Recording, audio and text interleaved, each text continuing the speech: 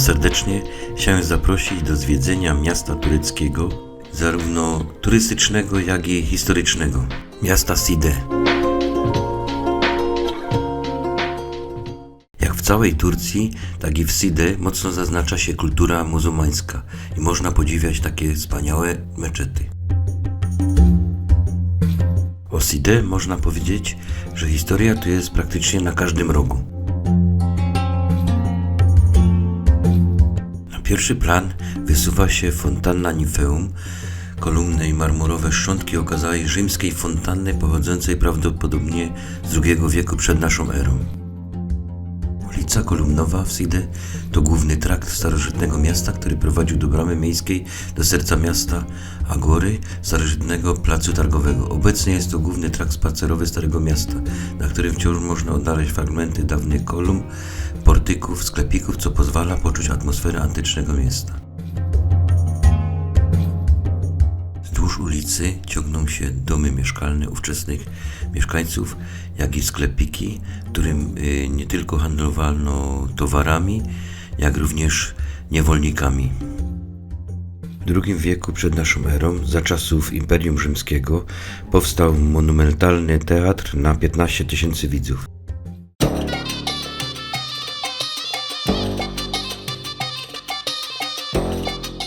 Zlokalizowana tuż przy teatrze brama monumentalna prowadziła w czasach rzymskich do centrum Side. Stojący obok bramy elegancki budynek, wspierający się na murach obronnych IV wieku naszej ery, został wzniesiony ku czci cesarza Wespazjana. Miasto Side zostało założone prawdopodobnie przez greckich kolonistów z Kymy na Wybrzeżu Egejskim około VII wieku przed naszą erą. Już wtedy Side było ważnym portem handlowym, szczególnie znanym z handlu oliwą, winem i niewolnikami. Mimo greckiego pochodzenia mieszkańcy Side zachowali swój własny lokalny język, który przetrwał aż do okresu rzymskiego. Chodząc ulicami Side można się poczuć jak w starożytności. Pod szkłem można zobaczyć układy kanalizacji, które odprowadzały brudną wodę i doprowadzały czystą wodę. Po podbojach Aleksandra Wielkiego w IV wieku przed naszą erą Side stało się częścią jego imperium, a potem kolejnych helenistycznych królestw. W tym czasie miasto przeżywało rozkwit, rozbudowano teatr, świątynię, łaźnie i mury miejskie. W II wieku przed naszą erą Side weszło w skład Imperium Rzymskiego. To był złoty wiek miasta. Port Side stał się jednym z najważniejszych ośrodków handlowych w regionie śródziemnomorskim. W IV-V wieku Side zaczęło tracić znaczenie z powodu najazdów piratów i zmian w szlakach handlowych. W czasach bizantyjskich miasto było siedzibą biskupstwa i zyskało charakter chrześcijański. Powstały wtedy bazyliki i kościoły. W VII wieku po najazdach arabskich Side zostało ostatecznie opuszczone. Ruiny miasta zostały dopiero odkryte i zbadane przez archeologów w XIX i XX wieku.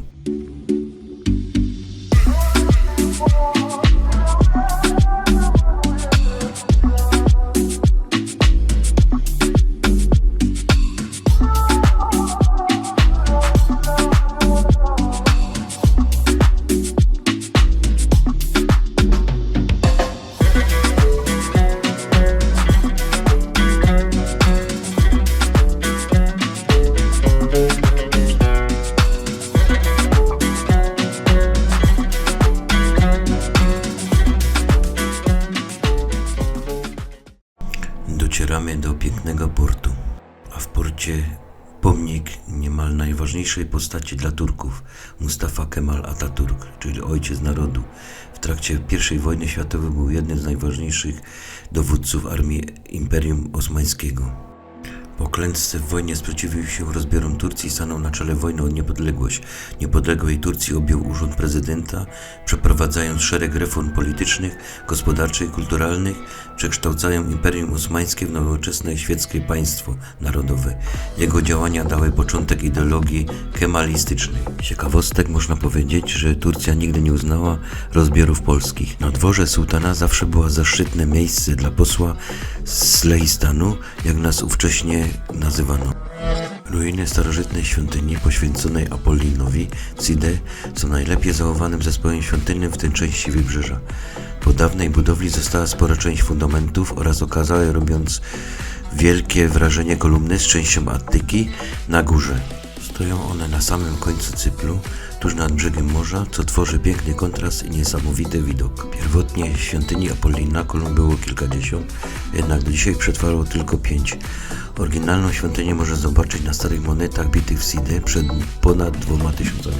Apollin był greckim bogiem piękna, światła oraz patronem i przewodnikiem artystów, a także ich mus. Świątynię mu poświęconą zaprojektowano tak, by była zgodnie z obowiązującym wówczas stylem koreńskim. Oznacza to, że na dłuższy bokał świątyni ustawiono 11 kolumn, a na krótszych 6. Tuż obok świątyni Apollina znajdują się ruiny 2 świątyń.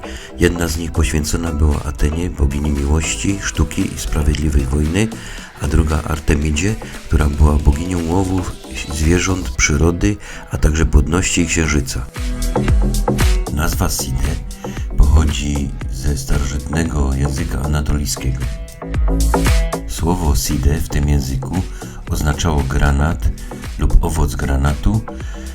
Granat był w starożytności symbolem płodności, życia i dobrobytu, dlatego też nazwa mogła mieć znaczenie kultowe lub symboliczne. Dzisiaj można się napić przepysznego soku z granatu, jak również pysznego piwa granatowego.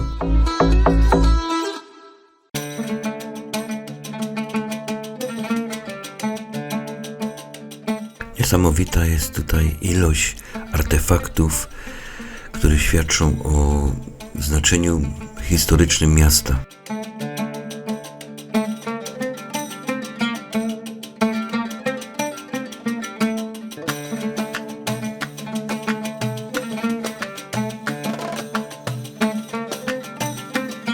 Niesamowite mozaiki pochodzą z II wieku przed naszą erą, a odkryte zostało stosunkowo niedawno.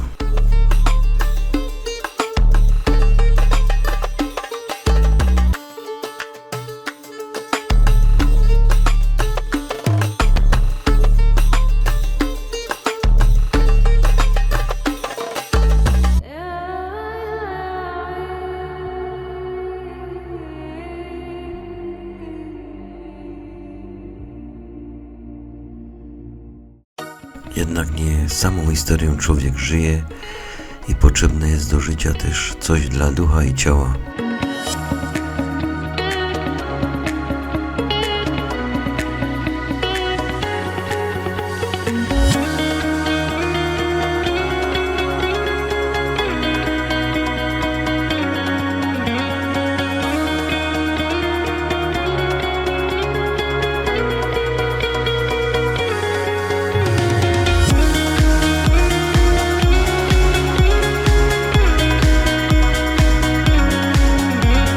Podal wyjścia ze Starego Miasta, obok parkingu z przedstawienia jest super iluminacja,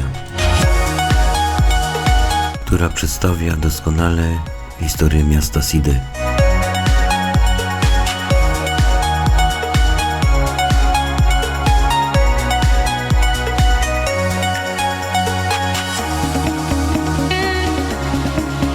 Oprócz walorów historycznych, miasto Side ma walory wypoczynkowe. Ciepłe morze, piękne plaże pomagają, aby się zrelaksować i wypocząć.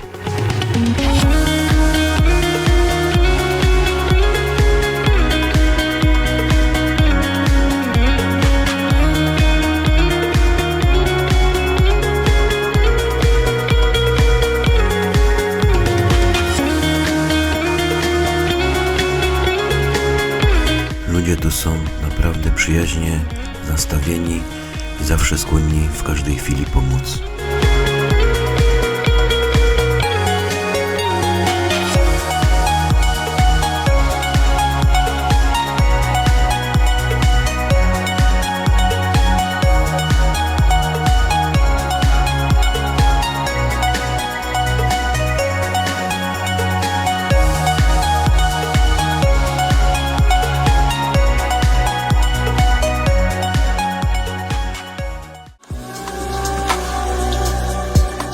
a zachody słońca robią tu super niepowtarzalny klimat.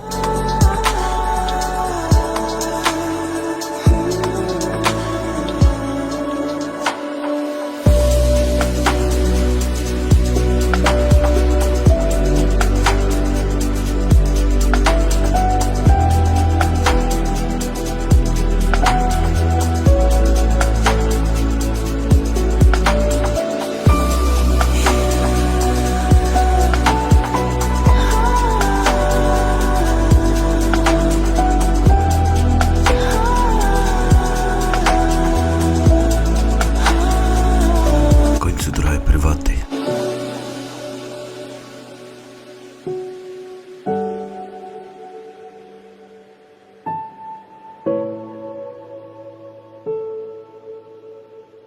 Poznajcie pewnego gościa.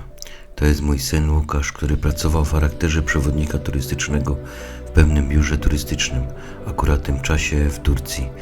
Jestem mu dozgonnie wdzięczny za organizację i wszystkiego, co dla nas zrobił podczas naszego pobytu.